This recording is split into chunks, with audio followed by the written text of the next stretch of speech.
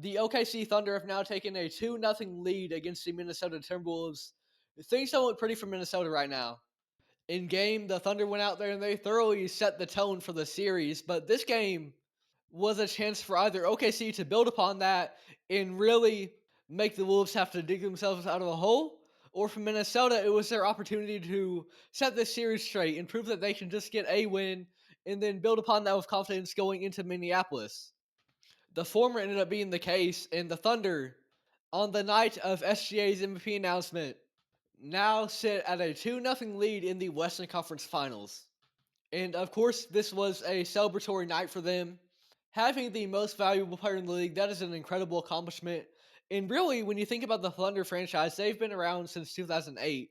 They've had 3 MVP winners in that time span: Kevin Durant, Russell Westbrook, and Shai Gilgeous-Alexander.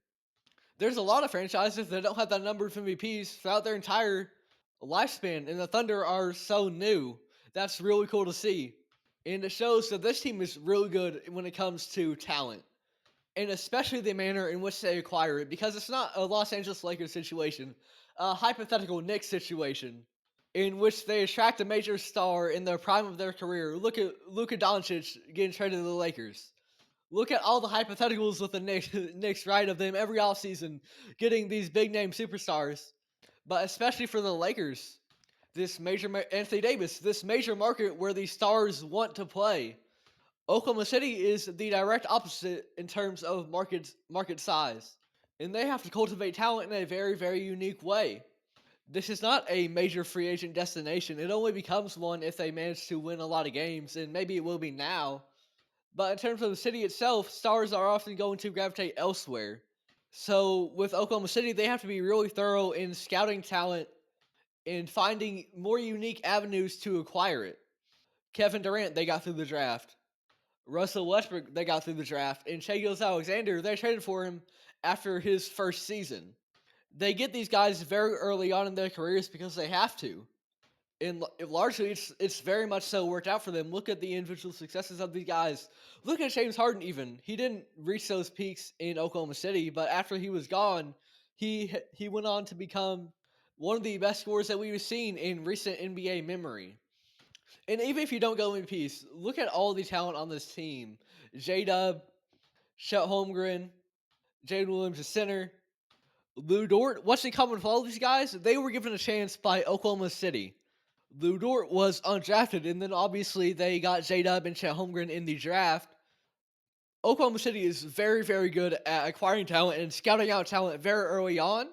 And that also coincides with their incredible player development, because it's one thing to recognize the talent that a player has.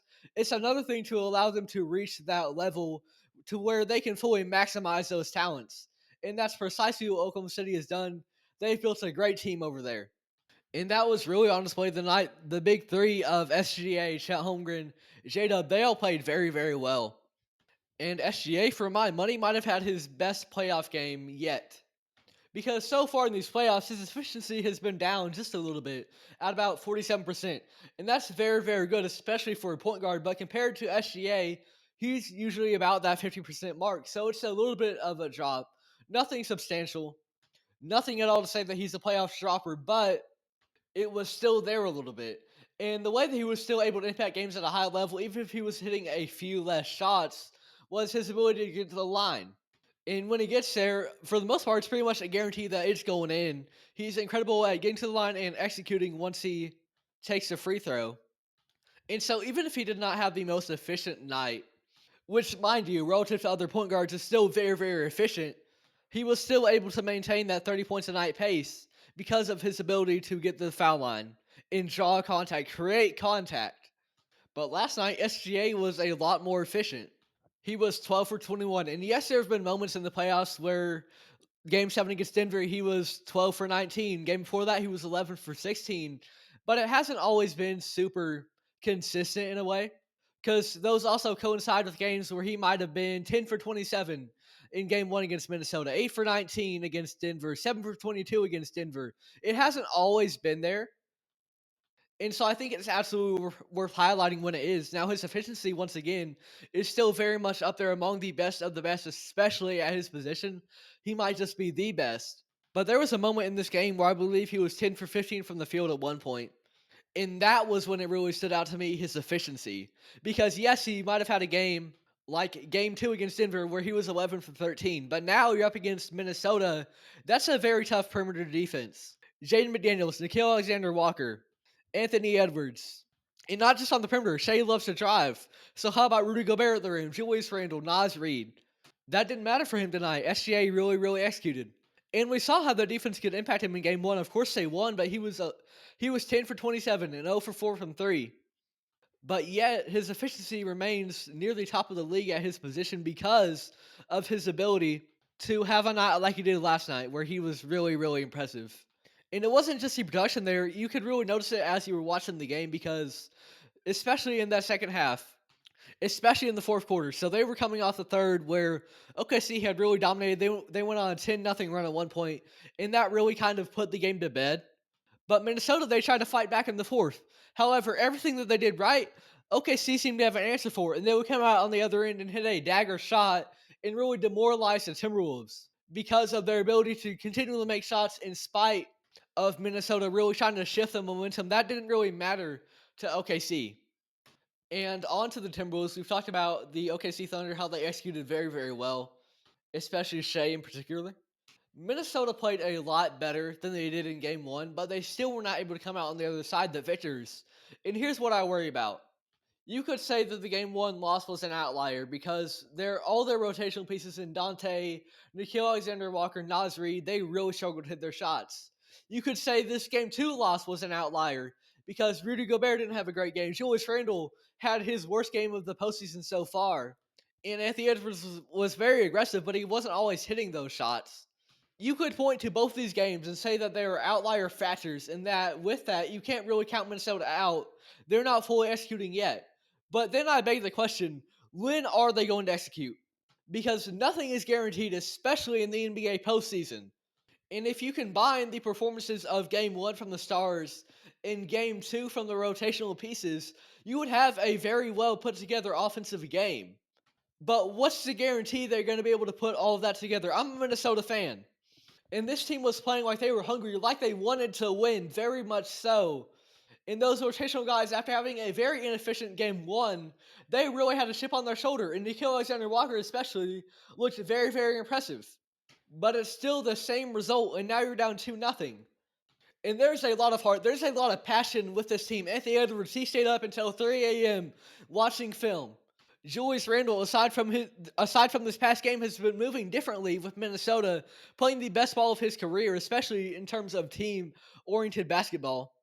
Mike Conley wants it bad. They want to win it for Mike. But you have to see results. And in going down 2-0 now, these next 2 games at the Target Center are must win. Because if you go down 3-0 or even 3-1 to this team, I don't think that there is any chance to come back. Because in this regular season, the Thunder won 68 games and lost 14. They don't lose very often, so to have your back against the wall and to have to beat the Thunder 3-4 times in a row and stop them from winning even one game, that doesn't seem very feasible. So for Minnesota, it's really now or never. And these next 2 games have become must win for them. If they won this game, it would be a lot different series, a lot different outlook on how this one could go. But now both Game 3 and Game 4 have become must win if you're the Timberwolves. And do I believe that this team can get 1-2 games out of OKC at the very least? Absolutely. Let's say you do have a game where the stars and the bench play well, as we saw a lot of the season. We've even seen it in the postseason. Look at the first round, where Jaden McDaniels, as incredible as he is defensively, is not the best offensive player or not a high-level scoring option for the Timberwolves relative to the likes of Ant, Randall, even bench guys like Naz Reid, Dante DiVincenzo. Jaden McDaniels had some really good games against the Lakers, and that really pushed Minnesota forward. Say you have that. It's absolutely possible. You could win a couple games. But winning a couple games does not get you to the finals. To get there, you have to execute at the Target Center these next 2 games, tie the series up, and then eventually you're going to have to win on the road. Whether it's in Game 5 to go up 3-2, or whether it's in Game 7 to decide this series, you're going to have to win in OKC, and that's very difficult to do. The Minnesota Timberwolves are in a major hole, and they have the talent to dig out of it. but they sure aren't making life easy for themselves. And there was a moment in this game where Jaden McDaniels got a flagrant foul for shoving SGA. And of course, that is a move that was not a basketball move. And Jaden McDaniels even owned up to that in the post game, saying basically that he wanted to get his lick back, from all these fouls that he'd been called in both game 1 and 2. And this really sums up the series for Minnesota as a whole, because there is a desire to win that is evident. There is a frustration that they are not winning, as seen by Jaden McDaniels. However, they are not executing in the correct manner so far. They know that they have the talent to execute and to win, but right now they're kind of beating themselves. And if there's any bright spot for Minnesota, because I try to be positive over here on State of the Association, it's this. Because largely it has been not a great series for you so far. There are a lot of things that you can do better. As a result, the Timberwolves are able to still find ways to improve, and they kept both these games competitive at times.